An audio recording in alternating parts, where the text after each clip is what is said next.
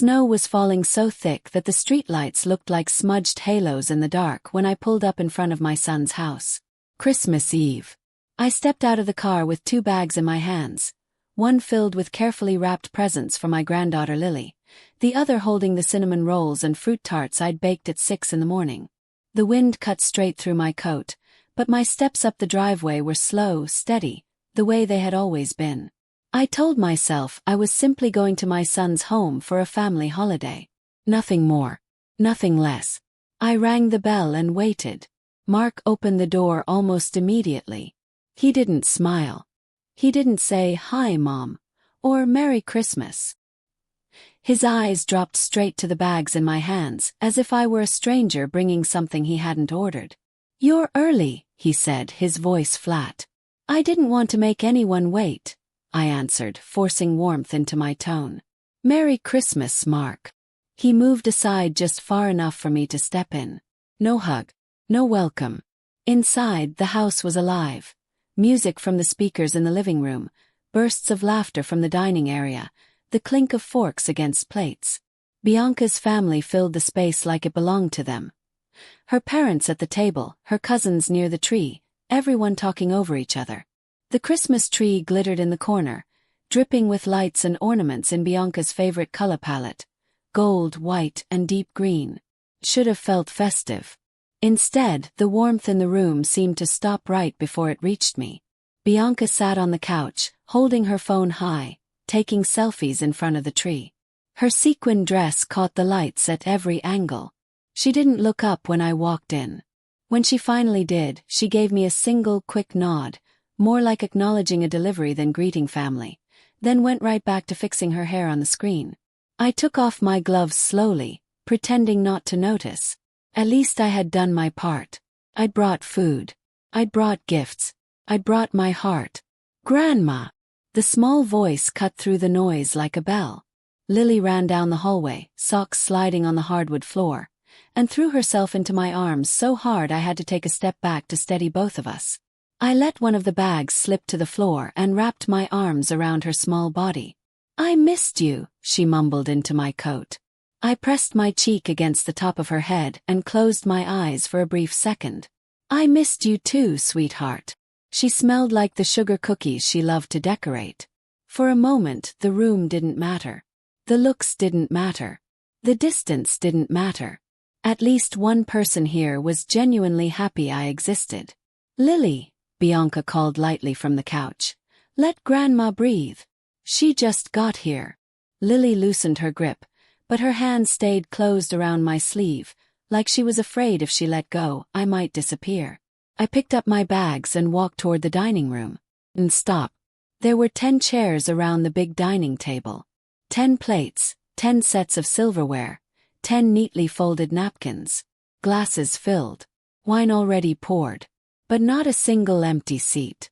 Every chair was taken, every place set, and not one of them had been reserved for the woman who had raised the man hosting the dinner. My eyes went instinctively to Mark. He looked past me, like I was just another piece of furniture in the room he didn't care to rearrange. I swallowed, set the tray of pastries on the kitchen counter, and reached into the gift bag to take out Lily's present so I could place it near the tree before dinner. The moment the box touched the edge of the side table next to the tree, Mark's chair scraped back hard. The sound sliced through the room. He stood up so fast his wine glass trembled. The conversations died mid-sentence. Bianca's cousins froze. Bianca lowered her phone, finally truly looking at me. "Mom, no," Mark said loudly.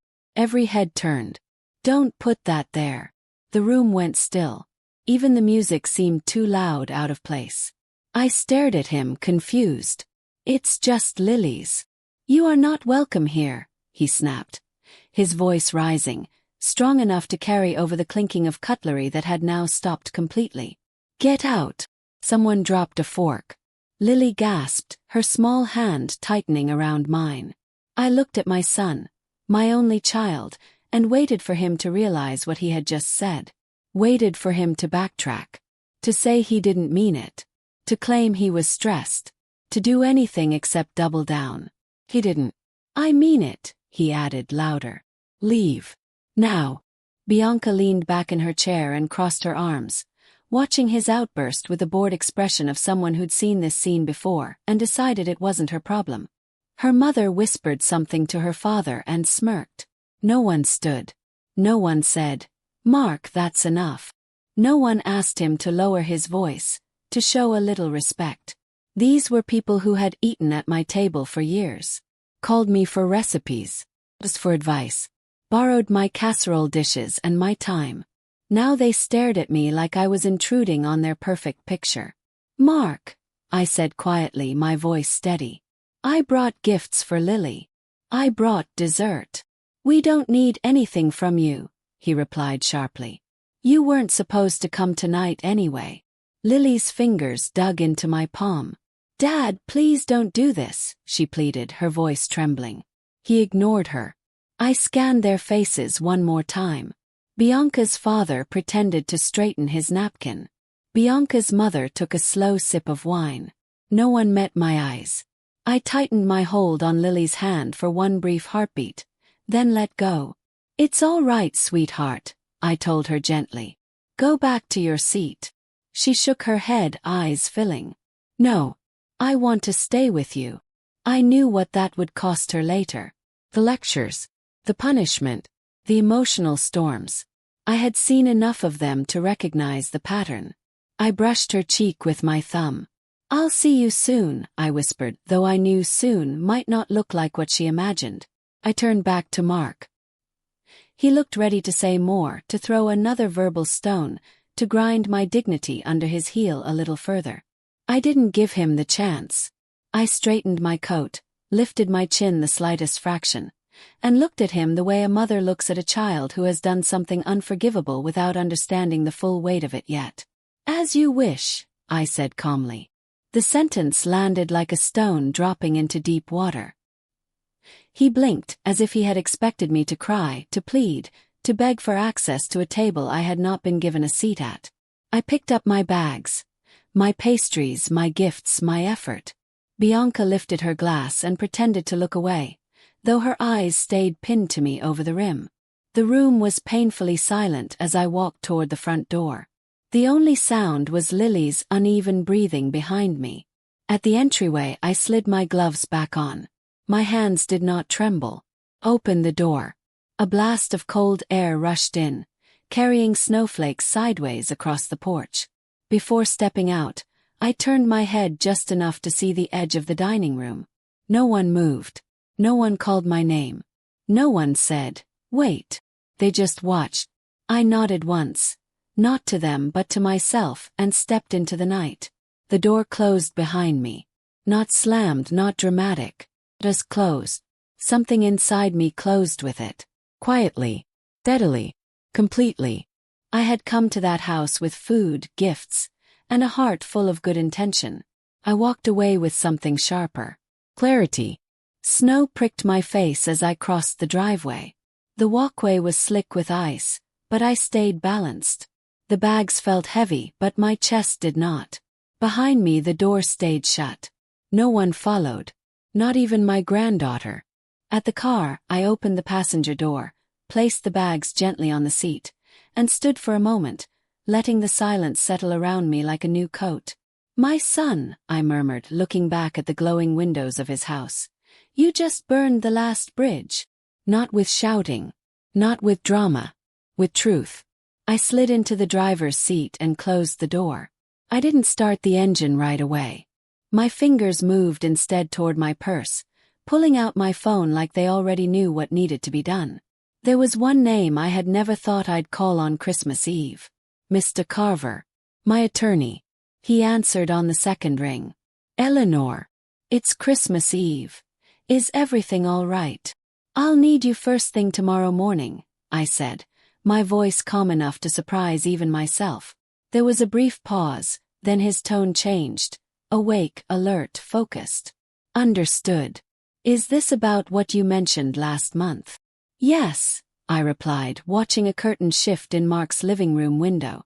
A silhouette, Bianca's, hovered there, not to check if I was safe, but to confirm I had really gone. "It's time. I'll clear my schedule," he said. 9 o'clock. I'll be there. I ended the call. No extra words. No apologies. No tears. By the time I drove away from the house, the holiday lights on the street looked less like decorations and more like distant stars. Pretty but irrelevant. Somewhere between one red light and the next, I stopped feeling like a mother begging to be included, and started feeling like something else entirely. A woman who had finally seen enough. By the time I pulled into my own driveway, the snow had turned into a steady white curtain. My little house looked exactly the way I'd left it. Porch light glowing, wreath on the door, no voices screaming, no eyes judging. Quiet. I carried the bags inside, set them on the kitchen table, and hung up my coat.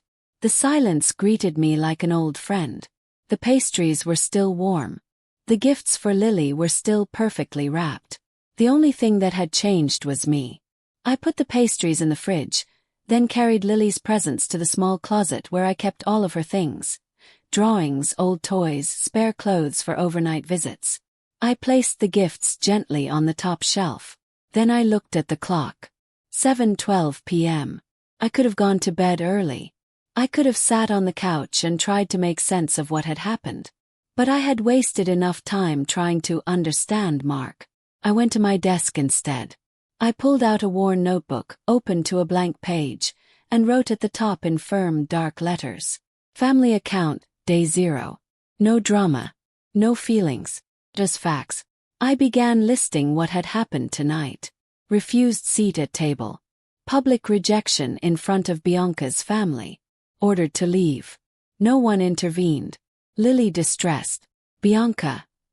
Entertained, supportive. I underlined the last line. My phone buzzed. Message from Mark. Don't make this dramatic. We talked about boundaries. Boundaries, I thought, staring at the screen. The word tasted sour. Second message followed. Mom, just stop. Enjoy your night. We're busy. I set the phone face down on the table. Busy. He was busy. The same boy who once cried because I worked a double shift and missed his school play now told me he was too busy on the night he'd thrown me out of his house. I closed the notebook and drew in a slow breath. I wasn't angry. Not in the way Mark expected. What I felt was sharper than anger and calmer than heartbreak. Resolve. The next morning my body woke up at 6, just as it had for years. No alarm, no hesitation. Not even humiliation could disrupt that old rhythm. I made coffee. I opened the blinds. Snow lay smooth and untouched across the yard. Then I sat at the table with my notebook again, flipped to a fresh page and wrote, Family account, day 1, reset. This time, I recorded every detail from the night before as if I were documenting a case for someone else, not my own son. Public rejection. No place set at table. Witnesses present. Choice of words. You are not welcome here. Get out. Intentional, not accidental. I read the list twice. Felt clinical. Helpful. My phone buzzed again. This time a group message from my 3 oldest friends. Nora, Helen, and June. Boxing Day walk. We're outside if you're up. I finished my coffee, pulled on my coat, and stepped outside. Their SUV sat at the curb, engine running. I could see their silhouettes through the windshield. 3 women who had seen me through widowhood, surgeries, quiet birthdays, and loud disasters. I opened the passenger door and climbed in. I need you ladies today, I said simply. Nora leaned forward from the back seat. Then let's start. We drove to the park, the same one we walked every year after Christmas. The path was lined with bare trees and benches half buried in snow. Families walked dogs. Children dragged new sleds, testing them on the small hill near the pond. But our focus stayed on the ground in front of us. We walked side by side, boots crunching. Start from the beginning, Helen said softly, looping her arm through mine. So I did. I told them everything. Mark at the door, the missing chair, Bianca's smirk, the way Lily clung to me, the exact tone Mark used when he said, You are not welcome here. By the time I finished, we had made almost a full circle around the path. June stopped walking. That boy needs a wake-up call, she muttered, breath white in the air. He forgot who raised him, Nora added, crossing her arms over her coat. Helen shook her head slowly. You stood at his door holding gifts and dessert. He threw you out like you were trouble. Their anger didn't inflame mine. It simply confirmed what I already knew. This wasn't in my head. I'm not telling you this for sympathy, I said. I'm telling you because I'm done letting it slide. Nora's gaze sharpened. So, what's next? I'm going to the bank, I replied. Then I'm meeting Carver. Today. Helen's eyebrows lifted. You mean it? I'm not waiting another week, another day, or another hour, I said. This is the last time Mark humiliates me without consequence. June laid a gloved hand on my shoulder. We stand with you, she said simply. I looked at each of them in turn. Good. Because I'm not turning this into just another story we complain about over coffee. I'm turning it into a file. We continued walking. The wind picked up. Snow stung our faces, but I barely felt it. In my mind, I was already at the bank, already at Carver's office, already signing whatever papers it would take to untangle my life from my son's greed. As we neared the parking lot, Nora hesitated. There's something else, she said quietly. Stop. What is it? She glanced at Helen and June before speaking. Last night after you left Mark's house, I passed by on my way to the church supply drop. His side gate was open. The garbage lid was up. Helen frowned. You were out that late. I was dropping off blankets, Nora said. When I walked past his bin, I saw him throw something away. A red envelope. Your full name was printed on the front. I only saw it for a second, but it looked official. Court or bank, something like that. I stood very still. A red envelope. On Christmas Eve. With my name on it. And he just tossed it in the trash? June asked. Nora nodded. Didn't even rip it up. Just threw it in like junk mail. Helen's eyes narrowed. Why would he throw away something with her name on it? On that night of all nights. My mind didn't spin. Aligned. Documents. Bank. Lawyer. Red envelope. Thank you, I said to Nora. That helps more than you realize. I thought it might matter, she replied. I didn't sleep well thinking about it. It matters, I said. It tells me exactly what kind of game Mark thinks he's playing. We reached their SUV. As I opened the passenger door, I turned back to them. After the bank, I said. I'm going straight to Carver. Today is the beginning. June nodded. Whatever you choose, we're behind you. Climbed into the car and closed the door.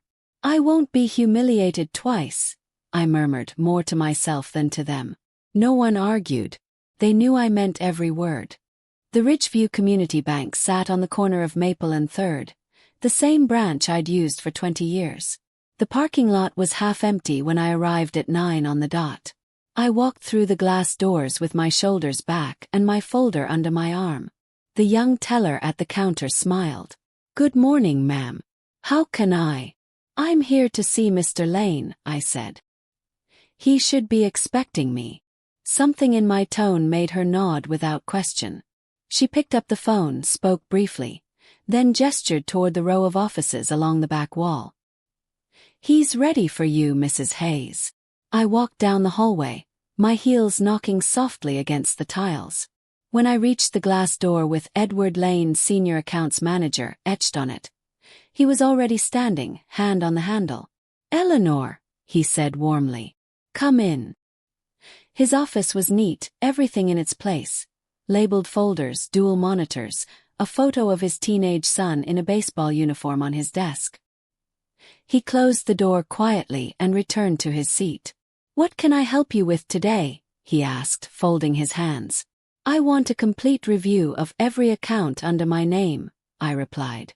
Checking, savings, CDs, investment portfolios.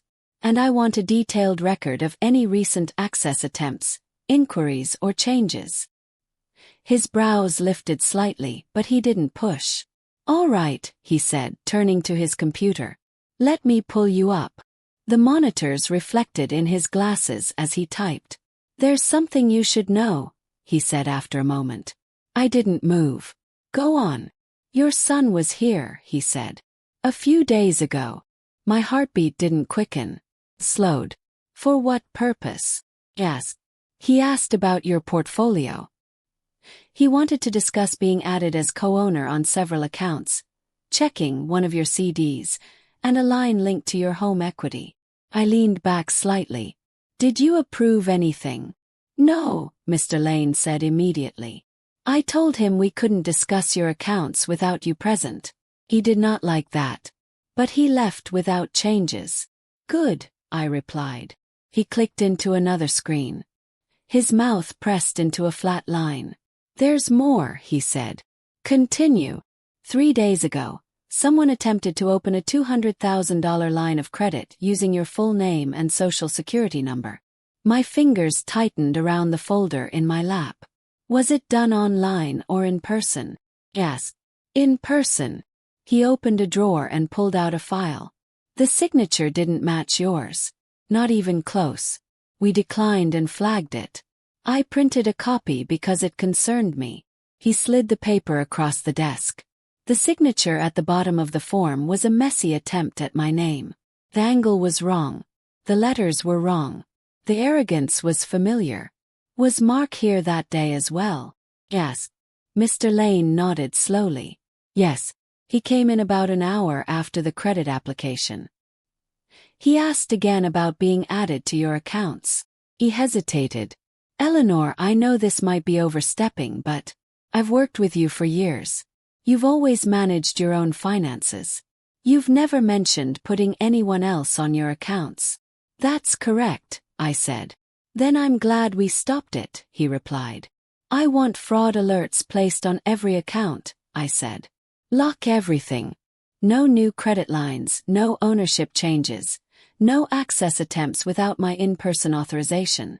I can do that right now, he said, turning back to the keyboard. While he worked, there was a soft knock on the office door. It opened an inch and Nora poked her head in. Sorry, she said. She left this in the car. She stepped inside and set my notebook on the corner of the desk, then gave Mr. Lane a polite nod. He greeted her, then returned to the screen. Here, he said a minute later, hitting print.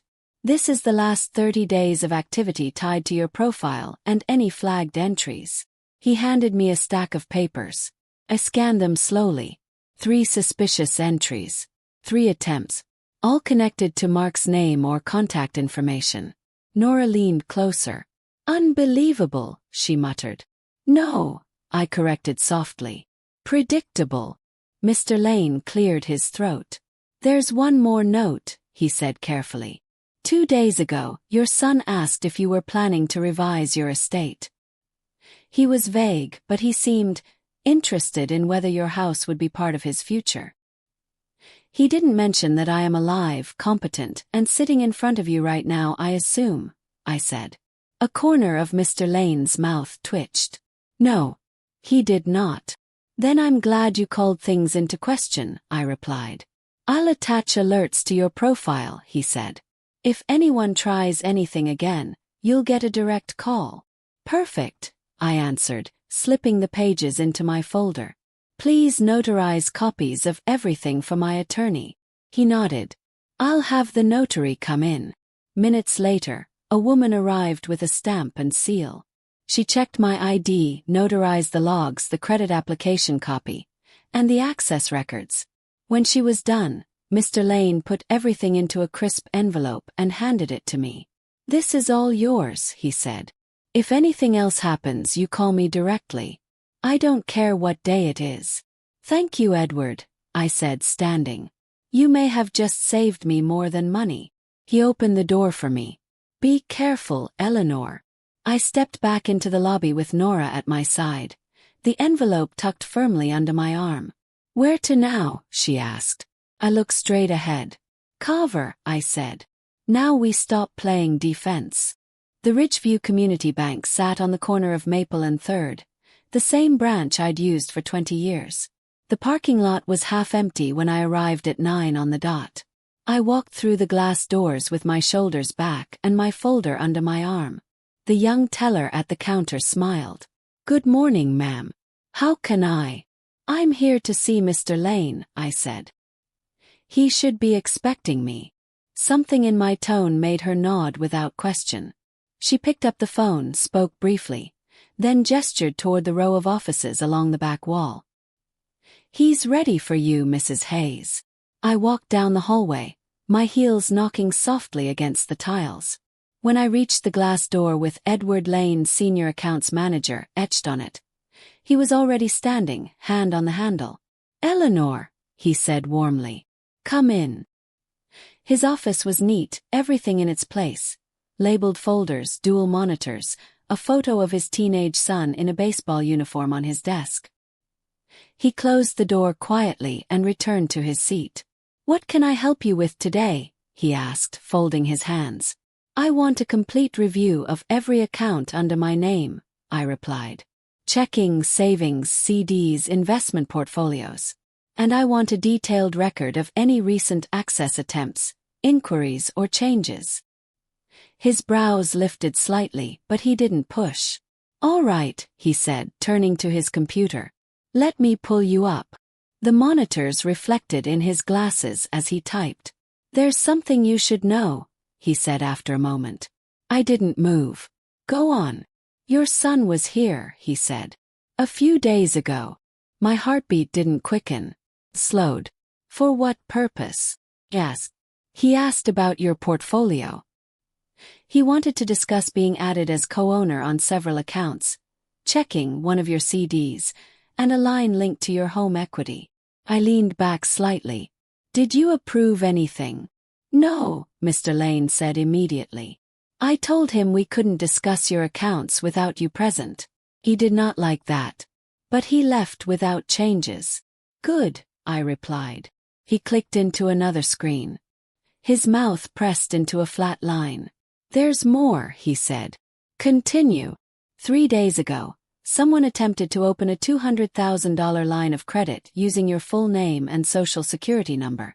My fingers tightened around the folder in my lap. "Was it done online or in person?" "Yes." "In person." He opened a drawer and pulled out a file. "The signature didn't match yours.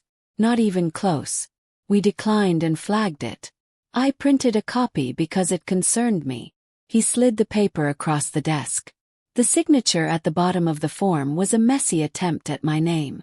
The angle was wrong. The letters were wrong. The arrogance was familiar. "Was Mark here that day as well?" "Yes." Mr. Lane nodded slowly. "Yes. He came in about an hour after the credit application." He asked again about being added to your accounts. He hesitated. "Eleanor, I know this might be overstepping, but I've worked with you for years.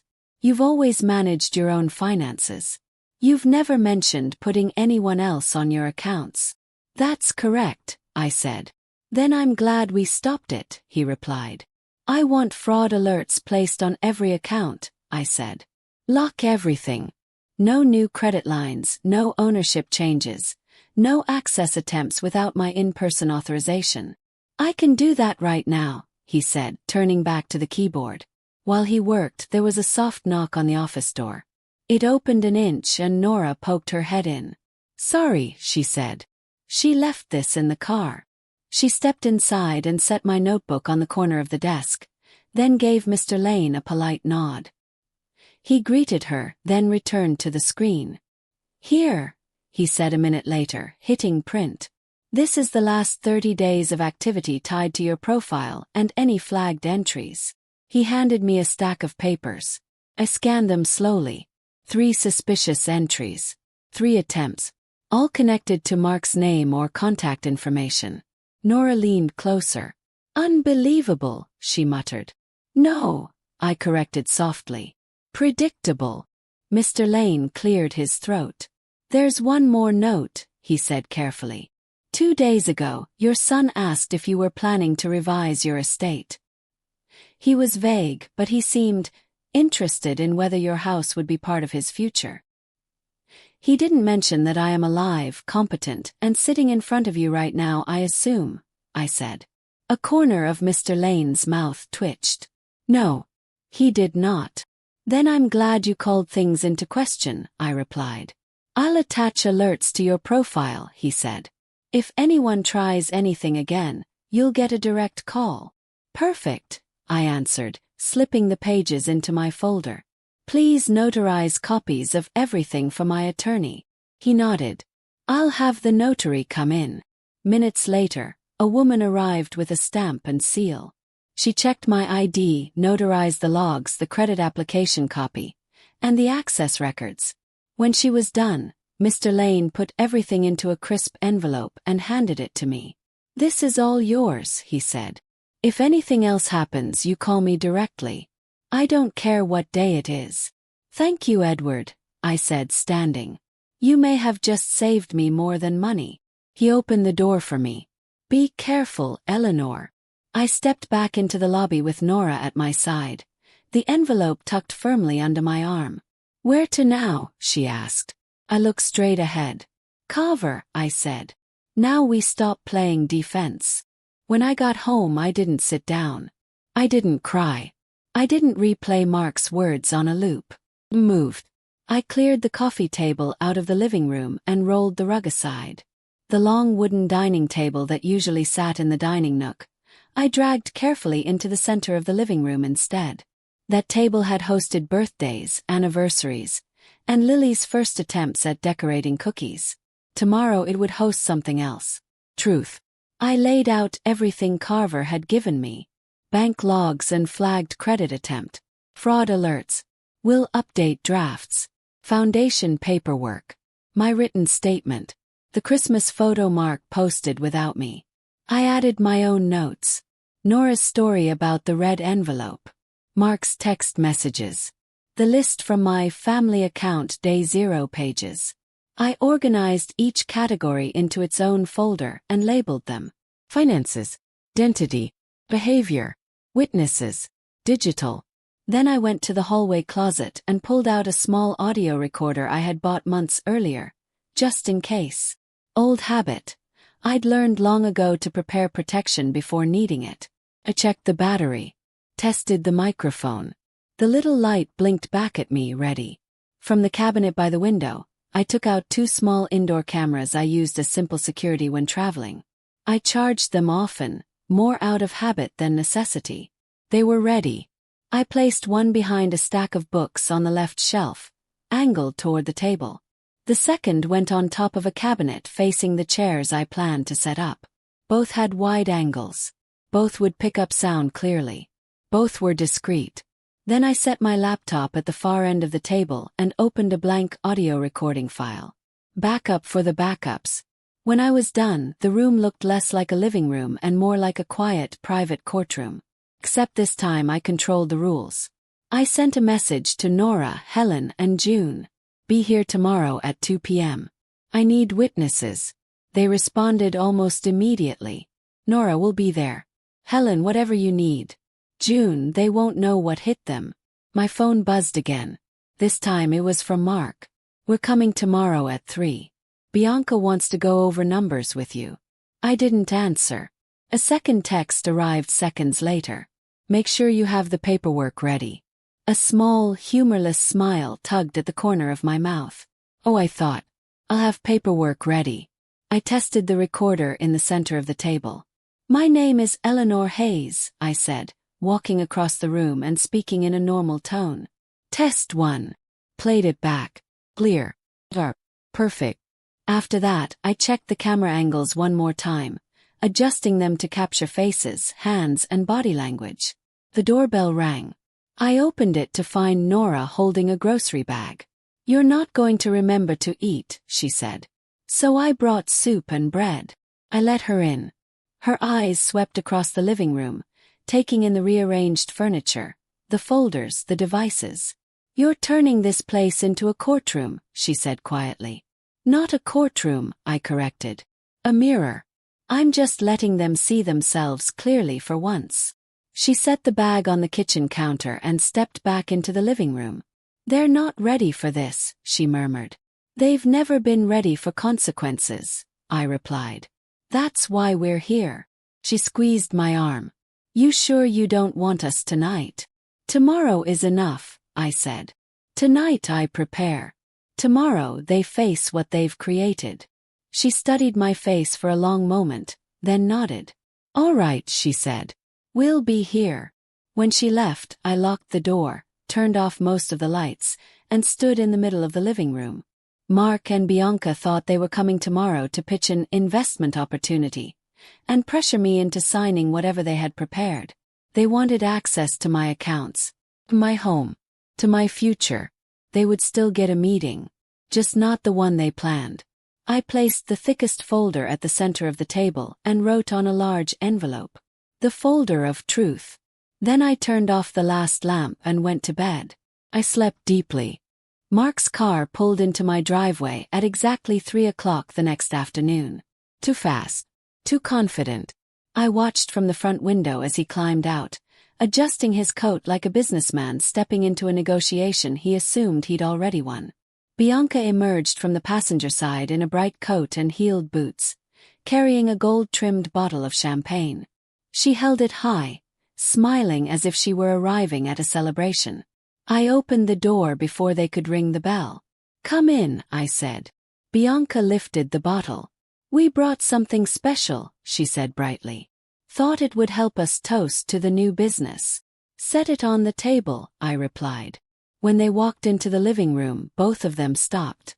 The long table, chairs, the folders, and behind me on the sofa, silent but present, Nora, Helen, and June. Mark's joking smile faltered. "I didn't know we were having an audience," he said. "You invited them," Nora answered calmly. "Just not with your words." He frowned, clearly thrown. Bianca recovered first. "Well," she said, forcing cheerfulness, "the more the merrier, right? Let's get started. We have a lot to go over." They sat in the chairs facing me. Bianca popped the champagne and poured 3 glasses. One for her, one for Mark, and one she slid in front of me. I didn't touch it. Mark lifted his glass. "To new beginnings," he said. I folded my hands. "Let's discuss why you're here," I said. Bianca opened her laptop and turned the screen toward me, a colorful slide deck already pulled up. "We'll keep this brief," she said. "We're launching a holiday lifestyle decor chain, not just Christmas but all seasonal decor. We've got suppliers lined up, inventory in negotiation, and a strong growth projection.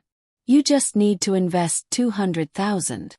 She clicked through slide after slide. Logos, stock photos, fake store mock-ups. It was polished on the surface, but thin underneath. No permits, no licenses, no real contracts, just big numbers. Mark leaned forward. "This is a win for everyone," he said. "You help us get started, and you'll see returns within the first year. We're talking generational wealth here." I watched them carefully. "Where's your market analysis?" "Yes." Bianca blinked, caught off guard. "We've done it," she said quickly. "It's in our notes." "Show me," I replied. She clicked frantically through slides that clearly had no such thing. "It's not in the deck. But we know the demand. People love decor. You've seen Bianca's designs," Mark began. "Your insurance plan." I interrupted. "Licensing, rental agreements, store locations, liability coverage, operational permits. We're finalizing those," Mark said, jaw tightening. "And yet you're asking for $200,000 today," I said. Bianca lifted her chin. "It's the holiday week," she said. "Offices are closed. We'll get everything in place after the new year. You know how business works." "I know how legitimate business works," I replied. Mark's eyes flashed. "Mom, we're taking initiative. You always told me to build something of my own. That's what this is." I reached for the folder of truth and opened it. The sound of the clasp snapping made him flinch. "Before we go any further," I said, "I want clarification." "About what?" Bianca asked, the first hint of strain slipping into her voice. "Why you used my name at the bank without permission," I answered. Mark's face drained of color. Bianca's champagne glass stopped halfway to her lips. Behind me, my 3 friends sat perfectly still. Mark forced a laugh. "What? That's a misunderstanding." I slid the notarized bank logs and the declined credit application across the table. 3 visits, I said. 3 attempts. 1 forged signature for a $200,000 line of credit. Bianca's gaze snapped to him. What credit line, Mark? She demanded. He shot her a warning look that told me everything I needed to know. She didn't know every detail. Not yet. And here, I added, placing another document on the table, is the record of you asking to be added as co-owner to my accounts. Silence. Mom, you're blowing this out of proportion, Mark said. We were just exploring options. We're family. You needed my signature, I replied. And my house. And my accounts. Bianca leaned in, voice suddenly sharp. We're all family, Eleanor. The house is going to be Mark's anyway one day. Why make this harder than it has to be? The room went even quieter. Mark closed his eyes for half a second, like he wanted to rewind time and pull those words back into her mouth. Nora's eyebrows lifted. Helen's lips parted. June shook her head once. Bianca seemed to realize too late what she'd admitted. I picked up a small remote from the table and pressed the button. The TV on the wall came to life, screen black but sound clear. A recording today's from 10 minutes earlier. Bianca's voice filled the room. We're all family. The house is going to be Mark's anyway one day. Word for word. Bianca's face went white. You recorded us, she whispered. Every minute, I said. Every ask. Every lie. Documentation is a wonderful thing. Mark slammed his hand on the table, rattling his untouched glass. Mom, seriously, this is too much. I ignored the outburst. I slid the red petition file from Carver's desk across the table next. This, I said, is the incompetency petition your other lawyer was preparing. The one the court tried to notify me about. In a red envelope. The one you threw away. Bianca's eyes widened. You told me the mail was a mistake, she said to Mark. You said it was some bank promotion. Stop talking, he muttered. I pressed the remote again. The recording switched to a different clip, a conversation from earlier in my kitchen between me and Tessa Moore, the young woman dating Mark's cousin, who had called me from Bianca's bathroom the night before. Her voice sounded through the speakers.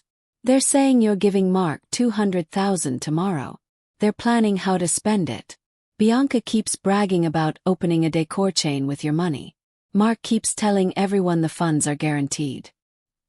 He also told them you were confused last night, that you've been unstable. Bianca clapped a hand over her mouth. Mark's shoulders sagged. Behind me, Nora whispered, My God! I folded my hands again. You humiliated me on Christmas, I said calmly. You tried to access my finances behind my back. You attempted identity fraud. You tried to portray me as unstable in front of other people so you could gain control of my estate. Pause. And you erased me from your picture of the whole family. No one rushed to deny it this time. Bianca's eyes filled with tears. We didn't mean for it to go this far, she whispered. That part, I said, I believe. You planned further than your capacity. Mark's voice came out low, strained. What happens now? I closed the folder of truth. Now, I said, you listen. Mark swallowed hard. What happens now? Now, I said, you listen. I reopened the folder of truth and laid the documents out in a neat line. No drama, no rushing. Just sequence. The credit application with the forged signature. The bank logs with his name tied to access attempts. The incompetency petition red file. The screenshot of his whole family post without me. Tessa's statement about the dinner conversation. You forged my name, I began, voice steady. You attempted to open a $200,000 credit line using my identity. You tried to add yourself to my accounts. You spoke to a lawyer about having me declared incompetent. You intercepted my court notice. You told people I was confused and unstable. You threw me out of your house on Christmas. Mark's eyes moved from paper to paper, as if he could somehow blink the ink away. Mom, we can explain, he started. I raised a hand once. Stop. No excuses, I said. This is a trail of choices, not accidents. Bianca's voice was small. We just needed financial support, she whispered. You've always had savings, the house, the investments. You thought you were entitled to them, I finished for her. Without honesty. Without respect. Without my consent. No, Mark said quickly. I just didn't know how to ask. I've been under pressure, work's been. Pressure doesn't make people steal, I replied. He flinched. I picked up the remote again and pressed play on another clip. The TV filled with audio from my living room the day before, when I'd tested my recording device. This time it wasn't practice audio. It was Mark's voice. You are not welcome here. Get out. The room fell silent.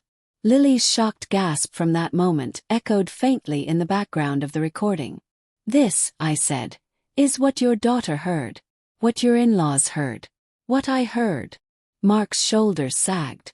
Mom, You got exactly what you said you wanted, I cut in. You told me I wasn't welcome. Today, you're discovering what that looks like when someone listens to you. Bianca wiped under her eyes with shaky fingers. Are you going to the police? She asked. For the fraud thing. I slid a thinner folder forward, marked in my handwriting. Identity fraud. Federal penalties. Overview. This, I said, tapping the file, is what you're both playing with. Identity fraud is a federal crime. Forgery. Attempted financial coercion. On paper, you are not just ungrateful children. You are criminals in training. Bianca's breath hitched. We didn't think it was that serious, she whispered. That's clear, I said. You thought it was just clever. Mark's voice dropped, almost a whisper. What do you want from us? I don't want anything, I answered. That's the difference between us. You want access. You want control. You want shortcuts. I want protection. I stacked the documents again, slow and deliberate. Tomorrow morning, I said, Carver and I finalize the transfer of my house into the Evergreen Home Trust for Elder Women. Legally, it will no longer be part of my personal estate. You will have no path to it. Not through inheritance, not through conservatorship, not through emotional manipulation. Mark stared at me as if he hadn't heard correctly. You're taking the house out of the will, he forced out. Yes, I said. You made it very clear last night that you value the house more than you value me. So I'm removing the temptation. Bianca's hands shook. You can't do that, she blurted. That house is mine, I replied. And now it will belong to something greater than any of us. A charity that shelters older women who have nowhere to go. Women abandoned by the people they raised. Mark swallowed, his voice cracking. Mom, please don't do this. You already did this, I said softly. I'm finishing it. He pressed both hands against the table as if he needed it to stay upright. So what then? You're cutting me off. Forever. You cut yourself off, I answered. I'm just documenting the moment. Bianca exhaled in a rush. Are you going to send all of this to the court? To the bank? To the police? That depends entirely on what you do next, I said. If you attempt to touch my accounts again, if you try to approach any financial institution using my name, if you try to push the incompetency angle even one more time, every single file goes where it needs to go. Bank. Court. Law enforcement. Mark stared at the papers. Then at the cameras he finally noticed tucked in the corners of the room. You recorded everything, he said again, this time more to himself than to me. Yes, I replied. Because I learned the hard way that people believe paper more than they believe a mother's word. He sank into his chair, defeated. Is there any way back from this? He whispered. Anything I can say to fix it? There is no quick fix, I said. Only consequences. And your willingness or unwillingness to accept them. Bianca wiped her eyes again. We didn't want to hurt you, she murmured. You hurt yourselves, I answered. You just tried to drag me down with you. I closed the folder of truth and sat back. "This meeting," I said calmly, "is over." Mark stood slowly, like every movement cost him energy. Bianca followed, clutching her coat. They walked toward the door without any of the confidence they'd arrived with. I didn't follow them. I didn't walk them out. I didn't hug them and tell them we'd figure it out. They had done enough figuring without me. When the front door opened, cold air swept into the hallway. I heard Bianca whisper, "She recorded everything, Mark. Everything." His reply was a strained whisper. "I know." The door closed. The house fell quiet. Behind me, Nora exhaled. "They never saw a single piece of that coming," she said. "No," I agreed. "They saw an old woman with money to spare, not a woman with a spine." Helen stood and walked to the table, resting her hands lightly on the back of my chair. "What now?" she asked. "Now," said. "We wait for the counterpunch." June nodded. "Because it's coming." "Yes," I said. "It's coming. And I'll be ready." I gathered the documents into their folders and walked them down the hall to my office. I placed them in the desk drawer, locked it, and slipped the key into my pocket. Tonight I would rest. Tomorrow I would finish. The next morning I was stirring sugar into my coffee when my phone rang. "Carver." I answered on the first ring. "Good morning." "Not so good," he said, his voice clipped. "Mark's attorney filed an emergency petition with the court at 7 o'clock this morning." "Let me guess," I replied. "Incompetency." "Yes," he said.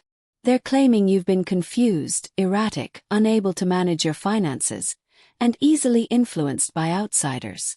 I glanced at the neat stack of folders on my sideboard. "Predictable," I murmured. "We need a formal evaluation," Carver continued. "Today. I've already spoken to Dr. Patel, a cognitive and psychiatric specialist. He can see you within the hour." "Send me the address," I said. A message popped up on my phone seconds later. I finished my coffee, grabbed the folder with the notarized bank logs and a copy of the red petition, and put on my coat. Before leaving, I glanced at the phone again. Several unread messages from Mark. "Mom, we can still fix this. Let's talk tomorrow. I didn't mean for it to go that far. You misunderstood last night." I was stressed. I turned off notifications. If he wanted to talk, he could talk through lawyers now. The medical building was 15 minutes away. The receptionist led me straight to Dr. Patel's office. No waiting room, no delay. He stood when I entered, extending his hand. "Mrs. Hayes. I'm Dr. Patel. I've been briefed." He had calm eyes. That mattered to me more than any diploma on the wall. "This will be thorough," he said. "But not difficult. I want you to just answer honestly and do your best." "I always do," I replied. For the next hour, he guided me through memory tests, pattern recognition, orientation questions, logic sequences, timed responses. We moved then to a detailed psychological screening. Mood, thought patterns, daily functioning. He watched not like someone looking for flaws but like someone collecting facts. When we finished, he reviewed his notes. "Mrs. Hayes," he said, looking up, "your cognitive function is excellent. No signs of impairment. No confusion. No instability. In fact, your performance is above average for your age bracket." "I want that in writing," I said. "You'll have it," he answered. "We've also been recording this session, with your permission, for legal purposes. It will be attached to the report. We'll notarize all of it before you leave." His assistant brought in a stack of freshly printed pages. Dr. Patel signed them. The notary stamped them. The seal pressed into the paper with quiet, satisfying clicks. When he handed me the folder, he said, "Whatever your son is trying to do, this will stop that avenue." "It already has," I replied. By the time I reached my car, Carver was calling again. "I've filed the counter petition," he said. "False allegation, intent to defraud, attempted financial coercion. All supported with your evaluation, the bank records, and our previous documentation. The court will notify Mark's attorney today." "Good," I said, opening my car door. "Let him read it slowly." "Eleanor," Carver added, This may have consequences for his lawyer too. Judges don't appreciate being dragged into frivolous attempts to seize control of competent adults. I'm not managing his lawyer's dignity, I replied. Just my own life. At home, I placed Dr. Patel's folder beside my other documents and labeled the stack. Interdiction response. Every piece was sliding into place. At 5:21 p.m., my phone rang again. Mark this time. I let it ring twice. "Hello," I said. His voice was raw. "Mom, we need to talk." "I don't think we do," I replied. "You're taking this too far," he rushed out. "I didn't mean for the lawyer to file anything permanent. He misread what I wanted. We just needed clarity, not." "That's not accurate," I interrupted. "Your lawyer contacted the court. The notice was issued. You intercepted it. When that failed, he filed an emergency petition this morning." Silence. How do you know that?" Mark whispered. "I know everything I need to know," I said. "Mom, please," he said, voice breaking. "Let me explain." Bianca's parents kept pushing. She kept talking about the business. I wasn't thinking straight. "You were thinking very clearly when you told them I was confused," I replied. "You were thinking clearly when you used my name at the bank. When you told me to get out of your house." "That was a mistake," he said, almost choking. "I swear I didn't mean it." "You meant it," I answered calmly. "You just didn't expect it to echo." His breathing turned uneven. For a few seconds neither of us spoke. "Please," he whispered. "Don't shut me out." "You told me I wasn't welcome," I reminded him. "I'm simply honoring your words with paperwork." Another silence. When he spoke again, his voice was small. "Will you ever forgive me?" "That depends on what you do from now on," I said. "Not what you say today. But I no longer live for your comfort, Mark. Or your approval." "I don't want to lose you," he said. "You lost access," I corrected. "Not me." I ended the call. Then I wrote down the time, the gist of the conversation, and filed it into the same drawer as everything else. People forget words. Paper doesn't. The next day, I drove to the Ridgeview title office with the folder of truth resting on the passenger seat like a quiet passenger. The building was almost empty. Holiday week. But inside the conference room, every document was laid out, ready. Carver stood by the window, reading through one of the forms again, making sure no detail had slipped through. "Everything is prepared," he said as I entered. "Are you ready?" "I've been ready since the moment my son pointed at his front door," I answered. We sat. He slid the first document toward me.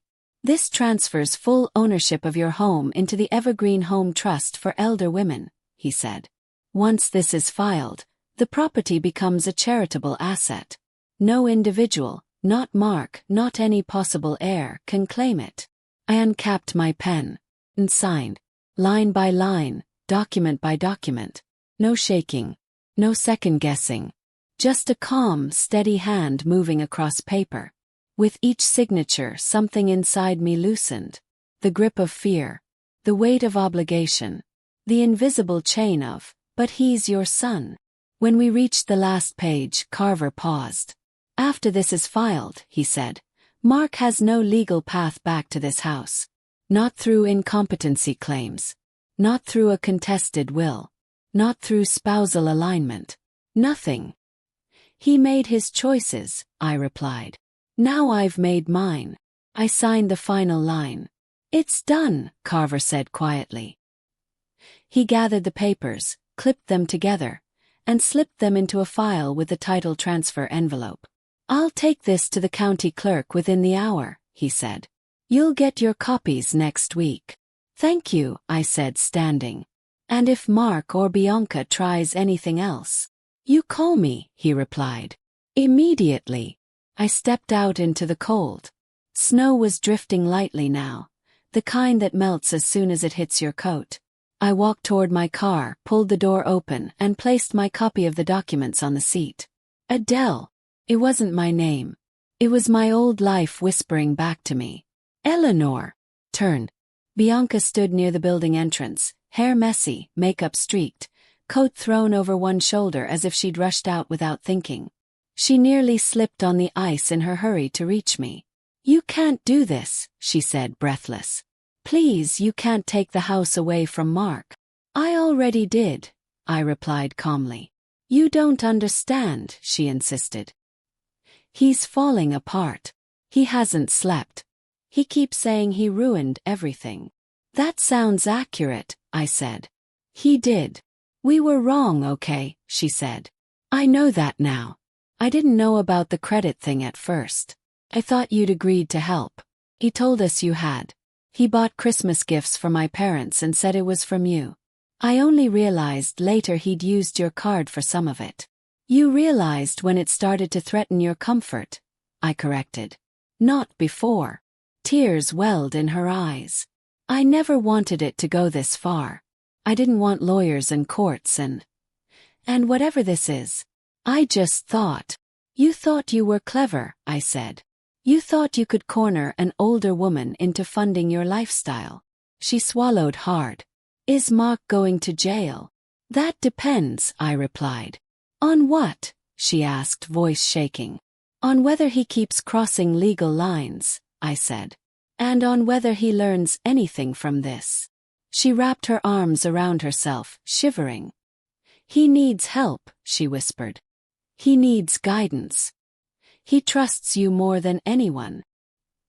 "He trusted greed more than he trusted my advice," I said. She flinched. "I don't know what to do," she said. "My parents are furious. They won't even pick up our calls. I feel like the floor is gone under my feet." "Then you learn how to stand on ground you build honestly," I replied. "Not on stolen foundations." Tears spilled freely down her cheeks. "Is there anything I can do? Anything at all?" "Yes," I said. She leaned forward, desperate. "What?" "Leave." Her eyes widened. "Go home," I clarified. "Deal with Mark. Deal with your own choices. Leave me out of whatever story you tell yourselves about this." She stared at me like she had never seen me before. Not as a resource, not as an obstacle, but as a woman with edges she couldn't bend. "Will you ever forgive us?" she asked quietly. "That depends on you," I said. "But I no longer carry the job of fixing either of your lives." She nodded slowly, broken. I got into my car and closed the door. As I started the engine, Bianca stood there in the light snow, coat slipping, arms wrapped around herself, not as a victorious co-owner of some imaginary decor empire, but as someone who had just watched her illusion collapse. I didn't wave. I didn't look back.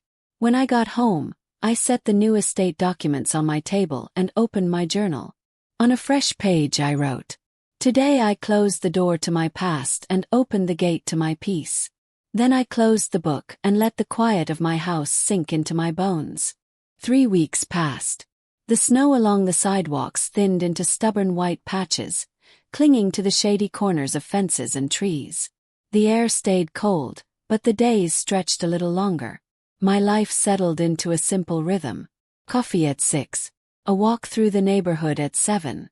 Paperwork and calls for the Evergreen Home Trust after lunch. No shouting. No manipulation. No waiting for the next emotional ambush. Silence became soft again, not heavy. One Tuesday evening while I was folding laundry, my phone buzzed. "Lily. Grandma, can I still come over? Miss you." Something inside me warmed and ached at the same time. "Yes, sweetheart," I wrote back. "I'll pick you up tomorrow." The next afternoon, she was on the porch before I'd even turned off the ignition, coat half-zipped, hat askew, hands bare in the cold. She ran straight into my arms. "I'm glad you're here," I said, hugging her tight. "Dad's been crying," she whispered into my scarf. "A lot. Mom too." I didn't respond right away.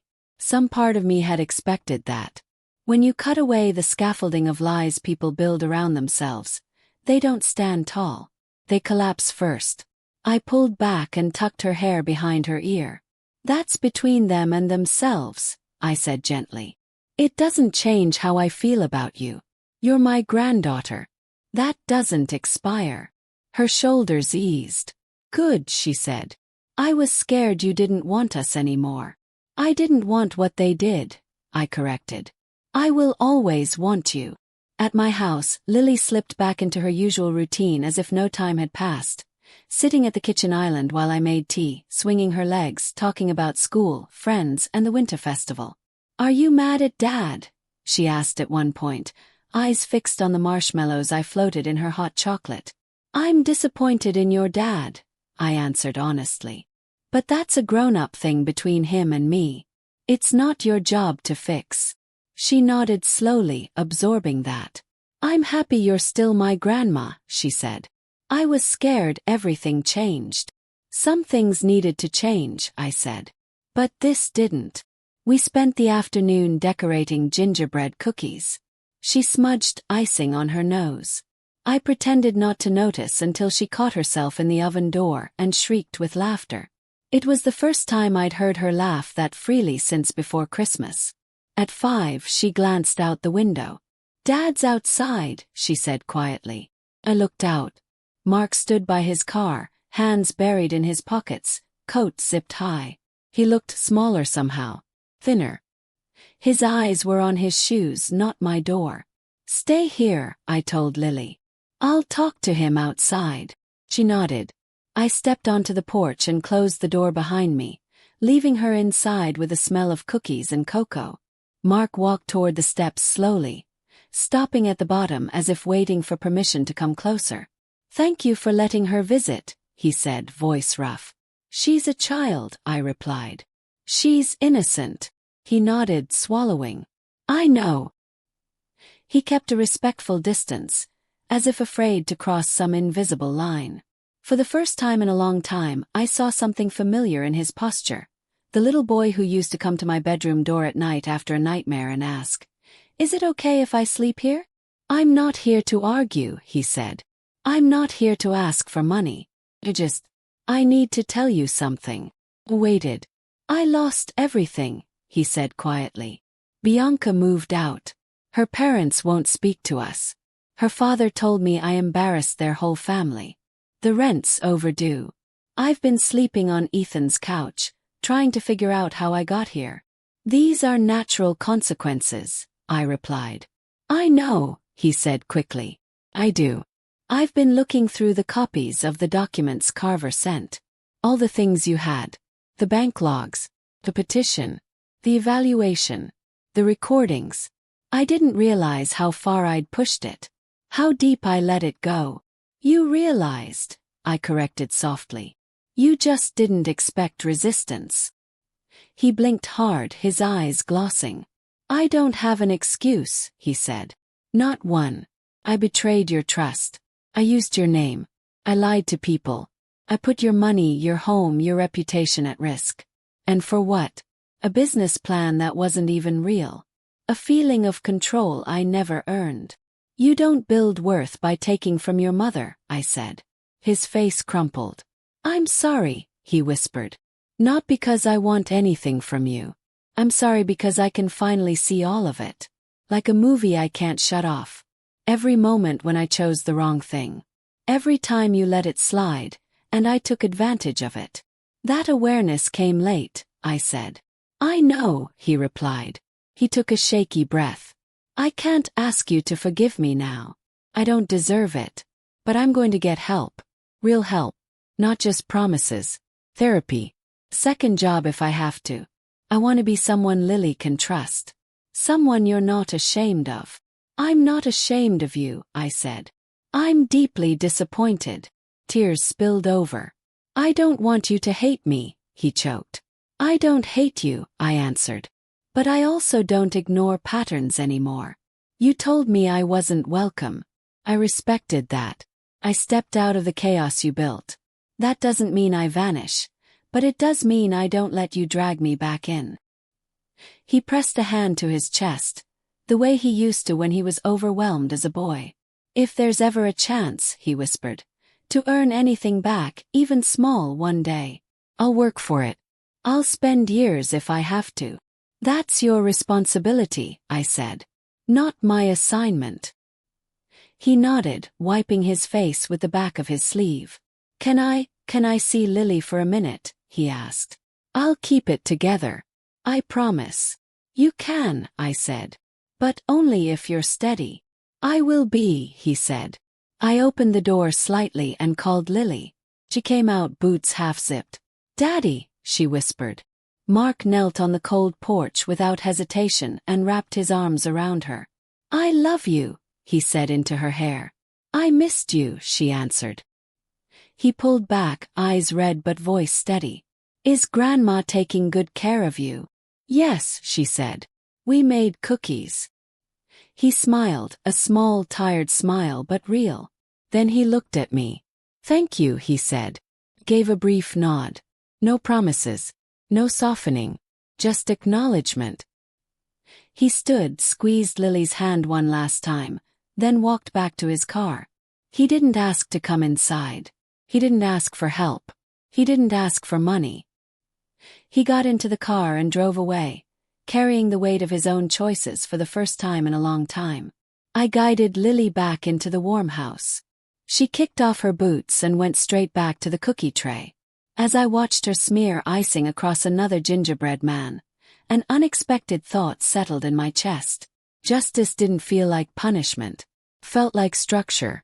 That night, after Lily fell asleep on the couch with a half-decorated cookie still on the plate beside her, I turned off the TV and sat in my armchair by the window. Outside, the street was quiet. No cars in the driveway. No drama waiting for me. I pulled my notebook onto my lap and wrote, Justice is not revenge. Justice is choosing structure over chaos, even when the chaos is your own child. My phone buzzed. A message from Carver. Judge dismissed the emergency petition. Strong wording. They're not happy with Mark's lawyer. We've attached sanctions request. Rest easy tonight. I let out a breath I didn't even know I'd been holding.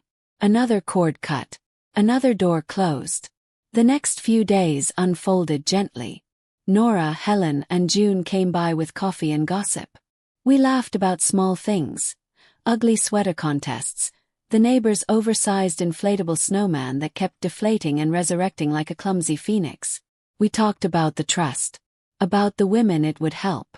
About the fact that my house, even after I was gone, would be a roof for those who had been stripped of everything. Somewhere in there, Mark's name came up less and less. Not because I forgot. Because he no longer lived at the center of my emotional weather. I checked my inbox one afternoon and saw a notification from the court. Carver had forwarded the judge's official ruling. Words jumped out. No cognitive impairment. Petitioner ignored clear evidence. Attempted misuse of legal process to obtain control. I saved the document in the same folder as everything else. Not because I wanted to wave it in Mark's face. Because I wanted the record complete. I decided that day that my relationship with my son, if it ever existed in a healthier form again, would be built on truth. Not on secrets. Not on we don't talk about that. Not on rugs with everything shoved under them. If there was a path to healing, it would start with him facing exactly what he had done. Not my job to drag him there. But my right to insist on it. Weeks later, on a gray afternoon when the snow had mostly melted into damp patches of grass, I sat by the window with a cup of tea and my journal. Lily's latest drawing, me, her, and a crooked house with a huge tree, was taped to the wall. The house was mine. The piece inside it was mine. The boundaries were mine. I thought back to that Christmas Eve. The cold wind, the heavy bags, the sound of my son's voice telling me to get out. If you had asked me then what would hurt most, I would have said the words. Now I know better. What hurt most wasn't that he told me I wasn't welcome. It's that for years before that moment, I kept showing up to a life where I wasn't treated like I belonged. That night didn't break me. It woke me up. Sometimes the deepest peace doesn't come from winning an argument or forcing someone to see how wrong they were. It comes from stepping out of the chaos entirely, closing the door gently behind you, and building a life that doesn't depend on their behavior at all. I didn't destroy my son. I didn't punish him. The legal consequences, those were his. He created them. I only stopped shielding him from them. What I did was this. Chose myself. I chose my dignity. I chose structure over chaos. And I finally understood something I wish I had learned sooner. You are never too old to reclaim your life. If you've ever been pushed aside by the very people you raised. If you've ever been told you're too dramatic for asking to be treated with basic respect. If someone has ever tried to use your love, your guilt, or your age against you. I hope my story reminds you of one simple truth. You still get to choose peace. You still get to choose yourself. You still have the right to say, enough, and mean it. Thank you for spending this time with me today. Your presence here, listening, breathing, remembering your own story alongside mine, means more than you know. If you'd like to hear more real-life stories like this one, don't forget to like this video, subscribe to the channel, and share it with someone who might need to be reminded that it's never too late to set boundaries and start again. And as always, I'll be right here waiting for you in the next story.